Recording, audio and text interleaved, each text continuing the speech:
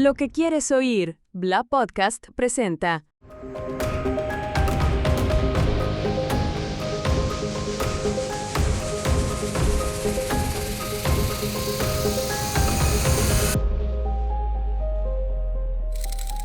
Hola, ¿cómo están? Bienvenidos nuevamente a un capítulo más de este podcast. Monstruos caminan entre nosotros, aquí en Bla Podcast, donde estamos acompañados de una infinidad muy entretenida de programas, pero este un poquito más tétrico, tórrido, tenso. Criminales que han caminado entre nosotros, algunos libres, otros presos y otros que ya no están entre nosotros, pero son crímenes que han conmocionado a la región de Coquimbo, al país y al mundo. En este caso, hoy vamos a conversar junto con mi colega y amigo Carlos Ruiz Báez. ¿Cómo estás, Carlos Ruiz? ¿Cómo estás, Álvaro Valdivia? Gusto de verte. Un día bien noticioso ya. Vengo de cubrir un hecho policial. Exactamente. El día que se estaba grabando este podcast aquí en la ciudad de La Serena, en los estudios de Bla Podcast, ocurrió un hecho policial bastante complejo que está en ciernes, o sea, hace pocas horas, que también tiene que ver un poco con comportamientos erráticos de personas que amenazaban a transeúntes y lamentablemente perdió la vida a manos de la policía. Pero a lo que nos convoca es algo que también conmocionó bastante a nuestra región de Coquimbo, en este caso a Coquimbo. Nuevamente vamos a Coquimbo. ¿Recuerdan el caso de Marité? Bueno, también en Coquimbo, cerquita, una persona, un hombre relativamente joven, atacaba a mujeres en el sector de Sindemparte. Sindemparte es una población bastante concurrida de Coquimbo. Habían varios ataques, hasta que una de las víctimas logra sobrevivir, lo logra reconocer. Y llegamos a uno de los casos más emblemáticos psicopáticos de la región, Marcelo Tovar, el psicópata de Coquimbo. Sí, hemos hablado de varias personas que han cometido crímenes, muchas de ellas crímenes que han ocurrido en corto espacio de tiempo. Hablamos, por ejemplo, de el Chacal de Alcohuás, que cometió el asesinato de una familia completa, pero fue un solo hecho determinado, ¿cierto? Pese a que había tenido un crimen anterior, que había atacado a su propia hermana, y de otros casos de personas, de psicópatas o de personas que han sufrido en algún momento estos momentos de furia en que han cometido delitos, pero poco hemos hablado de psicópatas que actúan en un largo espacio de tiempo. Exacto. 2 años estamos hablando. Y el caso de Marcelo Tovar es bien paradigmático porque efectivamente se hizo famoso, tristemente famoso en Coquimbo, y que mantuvo en ciernes tanto a la PDI, Policía de Investigación en ese tiempo, como se le conocía, y a Carabineros durante mucho tiempo, vapuleados por la prensa local, vapuleados por la población, por no poder dar con el paradero. Exacto. De este psicópata de Coquimbo que en el año 1992 empezó a atacar básicamente a mujeres. De alguna manera se ensañó solo con mujeres, no atacó a hombres. Y finalmente terminó con la vida de 2 de ellas, pese a que fueron más de 20 las mujeres que reportan ataques.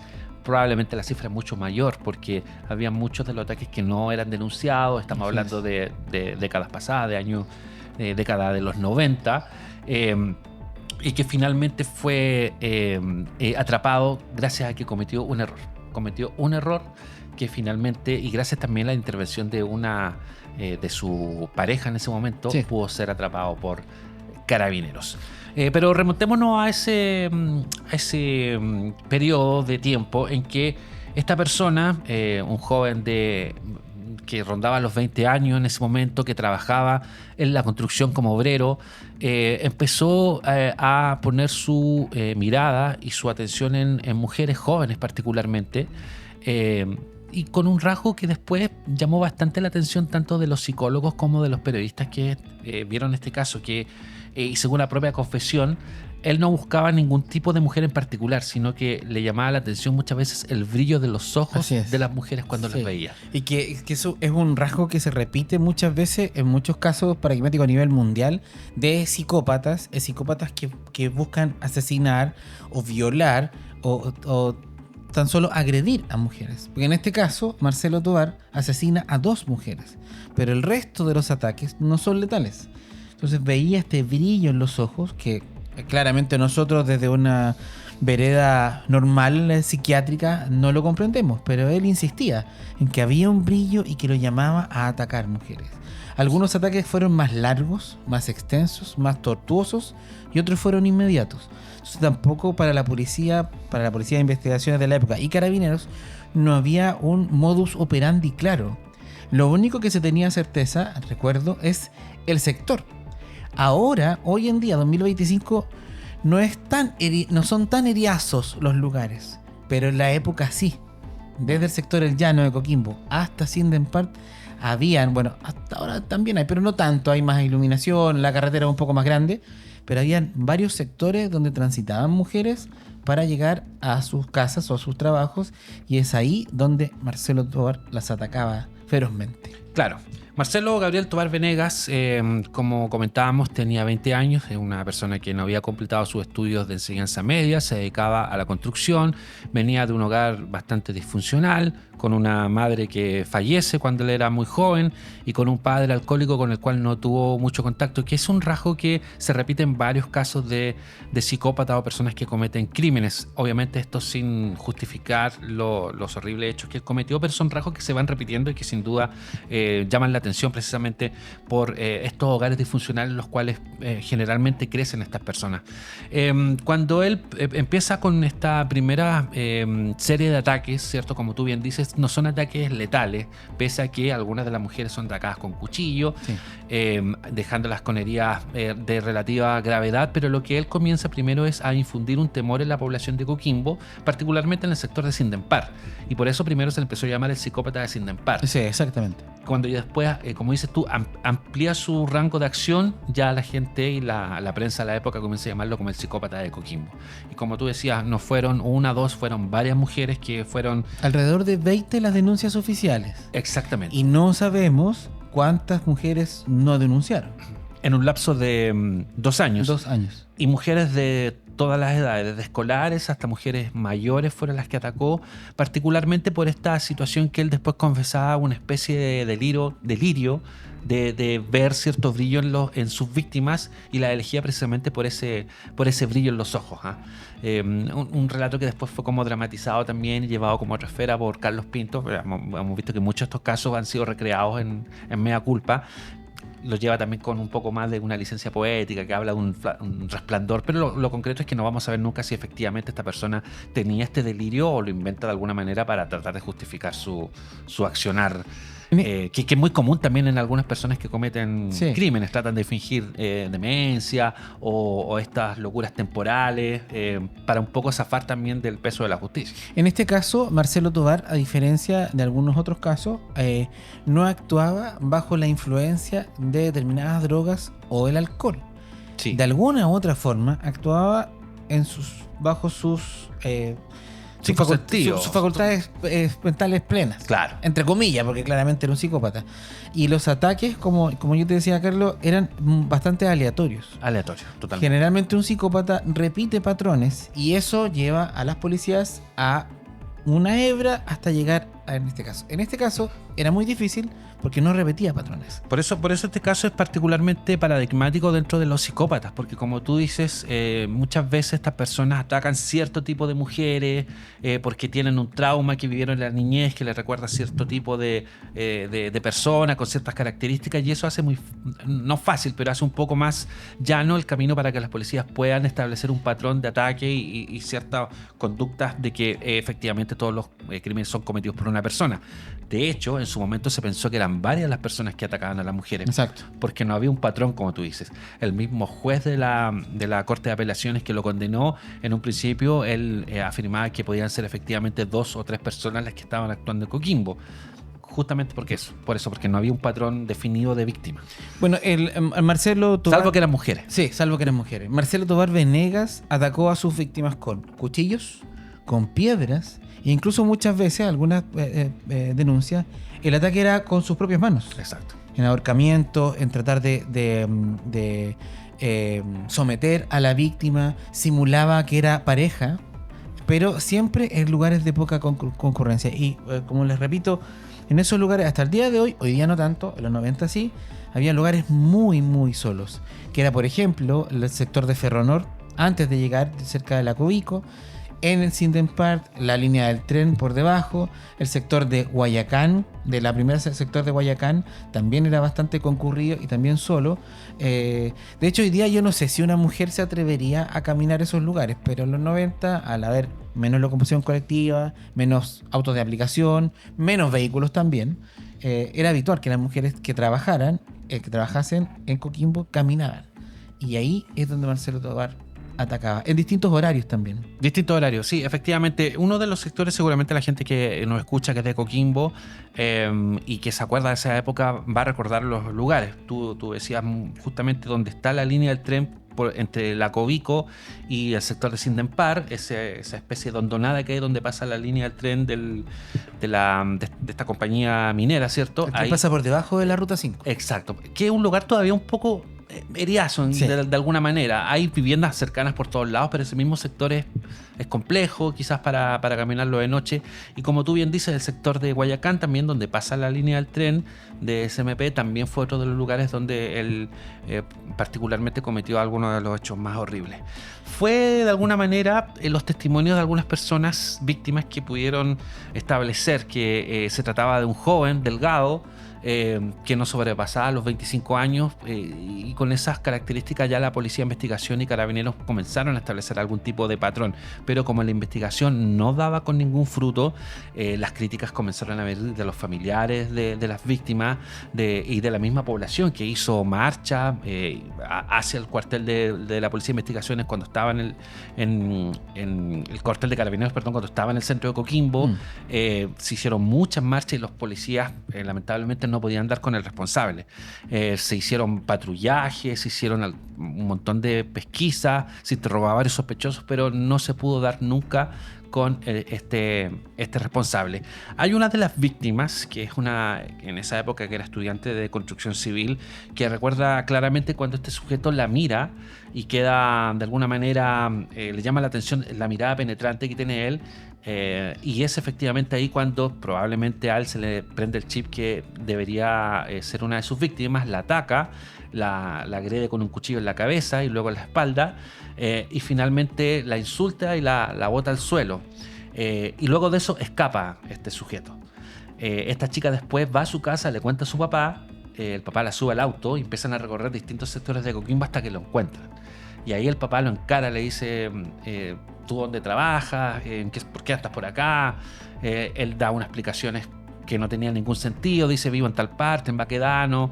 El padre de la chica dice, oye, yo conozco a Baquedano y esa dirección que estás dando no existe, y si tú trabajas en Tierras Blancas, ¿por qué andas por acá? Pero finalmente, como no tenía ninguna prueba, no puede hacer más el papá de esta chica. Y es una de las primeras personas que se enfrentó con el psicópata sin saber que era el psicópata de Coquimbo. Me queda una duda, Carlos. ¿Hay denuncias donde hubo abuso sexual? No. Eso también es un detalle bastante particular. De todos los casos, yo no puedo revisar todos los casos, pero no se relacionaban los ataques físicos violentos con un intento de violación. Sí, claramente en algunas víctimas leímos algunos informes que le atacaba, por ejemplo, en sus pechos. Exacto. En sus senos. Cortaba sus senos, sí. O su rostro o su cuello. Pero no era el, entre comillas, clásico psicópata que desea abusar sexualmente de la víctima y después o le quita la vida o la marca. En este caso eran solo marcas para las distintas víctimas de distintas formas. Y es ahí donde asesina a 2 mujeres. Y hay una tercera víctima, dentro de estos 2 años, hay una tercera víctima que él la creyó muerta.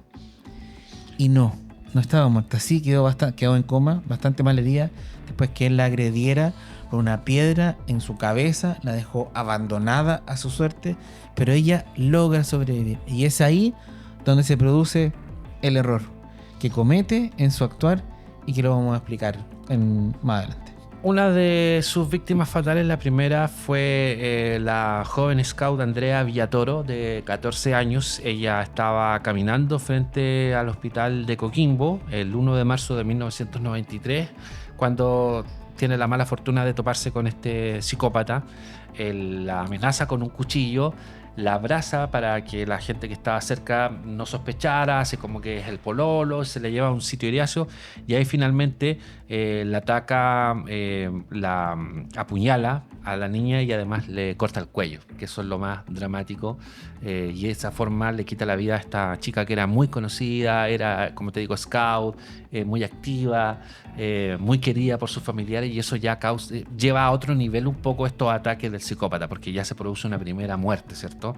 Pese a que los otros ataques habían sido con cuchillos, pero ninguno de ellos había sido mortal. Y aquí cuando se produce la muerte de Andrea Villatoro, ya las cosas pasan a otro nivel y se intensifican las protestas contra las policías y contra las autoridades de la época. Yo fíjate que recuerdo, ahora haciendo el programa, bueno, era muy chico, yo estaba en primero medio, octavo básico, pero algo recuerdo de que mis compañeras y mis compañeros y amigos y amigas de Coquimbo se cuidaban. Se empieza a vivir una suerte de psicosis colectiva. Se cuidaban, se iban a buscar, se iban en grupos, no transitaban a determinadas horas. Siempre el psicópata de Sindemparo, el psicópata de Coquimbo, actuó de noche, de madrugada, en las fiestas que se hacían, se dejaron de hacer. Habían patrullajes preventivos, pero no se lograba dar con el paradero hasta que pasaban meses y se provocaba otra denuncia. Sí, me estoy acordando de eso, de esta psicosis colectiva. Sí, se vivió un temor, especialmente en la población femenina, de no transitar por ciertos lugares, de no frecuentar sitios iriáceos, de no andar a determinadas horas por la calle, de no andar solas, como tú dices, y se generó efectivamente una especie de psicosis en la población de Coquimbo y de La Serena también, ¿por qué no decirlo? Se intensificaron las marchas pidiendo que las policías pudiesen dar con el responsable de él o los responsables, porque todavía se pensaba que podían ser uno más sujetos los que estaban atacando. Envalentonado probablemente tras el crimen de Andrea Villatoro, el 1 de mayo de 1993, solo tardó 2 meses después para que este sujeto abordara a Patricia Jofré, una joven trabajadora que se dirigía a su domicilio por Villa Alessandri. Ahí, ella ya sabía un poco de que estaba actuando este psicópata, así que cuando la aborda, obviamente tiene mucho temor, se defiende. Exacto. Se defiende, ofrece mucha resistencia esta mujer. Por lo cual caen al suelo, hay una lucha ahí cuerpo a cuerpo entre ambos víctima y victimario, y hay un momento en que Tobar coge un trozo de cemento y se lo arroja en la cabeza y en la cara, y la golpea muchas veces en la cara a su víctima, y se retira pensando que había muerto, ¿cierto? Para mala fortuna de este psicópata, Patricia Jofré no murió, y aquí comete un error que finalmente lo lleva a su captura, que es llevarse una chaqueta de la víctima. La famosa chaqueta de cuero. Exactamente. Él vuelve al lugar, le saca la chaqueta de cuero de Patricia Jofré y se la lleva, creyendo que estaba muerta. Y es ahí donde él, con esta prenda, llega a su hogar y es su pareja, porque tenía una pareja. Descubre esto muy extraño, que llegó una prenda ensangrentada completamente, robada por su pareja, por el señor Tobar. Y es ahí donde se produce ya el cerco policial, puede llegar más cerca, y me parece que es en el domicilio de él. Sí, porque la pareja lo denuncia a la policía precisamente por esta chaqueta ensangrentada, y finalmente son los 2 funcionarios de la PDI que llegan al domicilio a tocarle la puerta y lo detienen por el crimen de Villatoro, y también por el de la suplementera, que no habíamos hablado también, que ya le había quitado la vida a una trabajadora suplementera que a las 5 de la mañana también, algunos meses atrás, también la había atacado cuando ella iba a su trabajo. Sí. A las 5 de la mañana se dirigía a las dependencias del diario El Día a iniciar sus labores como repartidora de diario, efectivamente, y la ataca en la avenida Juan Antonio Ríos, en el sector de Baquedano. Hilda Navarro lamentablemente nunca llega finalmente a la dependencia de diario El Día, y es asesinada por este sujeto. Hay que decir que, perdón, voy a hacer una excepción, son funcionarios de Carabineros quienes llegan al domicilio de Marcelo Tobar, porque la pareja denuncia en Carabineros esta chaqueta ensangrentada, y es ahí donde Carabineros lo toma detenido y la investigación la seguía la PDI. Como dices tú, bastante vapuleada por no llegar a buen puerto con este psicópata de Coquimbo. Efectivamente, son funcionarios de Carabineros los que detienen finalmente a este sujeto, gracias a este error que comete de pensar que le había quitado la vida a esta joven, que permaneció 15 días en coma, porque las lesiones fueron tan graves que la dejaron con secuelas neurológicas, que la mantuvieron en coma 15 días, pero ella después sí lo pudo reconocer efectivamente que había sido su atacante, y ese testimonio fue clave para que el juez José Pavicic, juez de la Corte de Apelaciones de La Serena, finalmente lo condenara. Estamos hablando del sistema antiguo, donde era un sistema en donde el juez recopilaba la información de la PDI, acusaba y finalmente daba el veredicto. 57 años de presidio le otorgó al psicópata de Coquimbo por los asesinatos de estas dos mujeres y los ataques a otra veintena de personas. La muerte de Hilda Navarro, esta suplementera, y también de Andrea Villatoro, esta joven de 14 años que también le quitó la vida cruelmente este psicópata. 57 años de presidio. En sus primeros años estuvo en la actual expenitenciaría de La Serena, cuando era penitenciaría, estuvo ahí preso, y las amenazas y el ataque de la población penal hacia el señor Tovar fueron tan altos que se determinó en un tiempo no muy lejano trasladarlo a Colina 1 en Santiago, y es ahí hasta lo que se ha recabado, que el colega Oscar Rosales, que prontamente lo vamos a tener aquí en Monstruos, estaba en Colina 1 cumpliendo estos 57 años de presidio por los dos crímenes y por el homicidio frustrado de Patricia Cofré. Ahora, bueno, siguiendo con lo paradigmático del caso de este psicópata, de Marcelo Tovar, es que es de los pocos psicópatas que también demuestra arrepentimiento. En las entrevistas hay solo una entrevista que dio a Diario El Día, y él efectivamente señala que está arrepentido de lo que hizo, que él se merece lo que le está pasando. Y es raro porque muchos de estos psicópatas finalmente no demuestran ninguna empatía. No quiero decir que las disculpas que él hace pública a través de esta entrevista sean sinceras. Puede ser que efectivamente lo hace solamente para tener quizás algún tipo de beneficio. Muchas veces los abogados, muchas veces los abogados le recomiendan, oye, demuestra arrepentimiento, esto quizás te puede ayudar más adelante, pero él dice que está muy arrepentido de lo que cometió. Habla de este delirio, de cuando veía a las mujeres, que veía este resplandor en los ojos que le hacía atacarlas, y bueno, como tú dices, está todavía recluido, se hizo religioso en la cárcel, mantiene muy poco contacto con los otros reos, vive una vida relativamente tranquila dentro de la población penal. Él mismo después se abrió una cuenta de Facebook que después fue cerrada, donde hablaba un poco de la soledad y de lo que le estaba pasando en términos un poco más filosóficos. Hay que decir que tiene ahora, en el 2030, se cumple el plazo para que pueda optar a algún tipo de beneficio carcelario. Queda poco para que pueda apelar. Probablemente van a ser rechazadas su apelación. Los informes psiquiátricos deben ser devastadores. No creo, que fue lo que hemos hablado en los otros programas, que una persona con tales características no sea un peligro para la sociedad en la calle.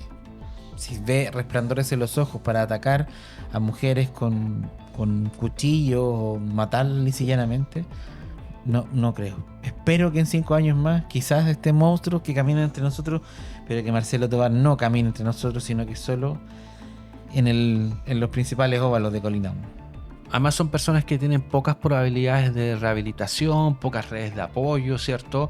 Él creció de alguna manera, pasó tiempo en hogares de menores, como se le llamaba antiguamente. No tiene familia directa porque sus padres ya fallecieron. Creo que esos datos deben ser, me imagino, puestos en evaluación cuando las comisiones de revisión de estas penas y de estos posibles beneficios carcelarios deben tomar en consideración, creo yo. Quiero hacer un apunte en una nota escrita por el destacado periodista Oscar Rosales. En estas reflexiones, me parece que son las redes sociales que alcanzó a tener Marcelo Tovar y que ahora tiene escritos de poesía. Él escribe: que la vida cambie es lo que a veces se pretende, pero la vida sigue igual, llena de intrigas y soledad. esto lo escribió hace 2 años atrás, de su puño y letra. ¿Es un monstruo? ¿Lo podríamos calificar como tal? ¿O su arrepentimiento puede ser sincero a través de la religión, a través de lo espiritual? Si me preguntan a mí, yo creo que no. Un psicópata es y lo seguirá siendo. Y creo que debería estar permanentemente en la cárcel. Se lo dejamos a la reflexión a los auditores de este podcast. Vamos a seguir hablando de este caso, porque este caso tiene mucho por desilvanar. Quisimos hacer como una primera aproximación un poco a la historia de cómo ocurrió, de recordar efectivamente uno de los momentos más oscuros de la historia criminal de la región de Coquimbo, sin duda, de la historia reciente, y de cómo impactó a más de 20 familias, porque pese a que hay personas que sobrevivieron a los ataques, quedaron brutalmente marcadas por el accionar de este psicópata. Y qué decir de las familias de Hilda Navarro y de Andrea Villatoro, que fueron las 2 víctimas fatales. Y es lo que queremos decir, lo hemos dicho en otros programas, también cuando estaba el fiscal Adrián Vega acá.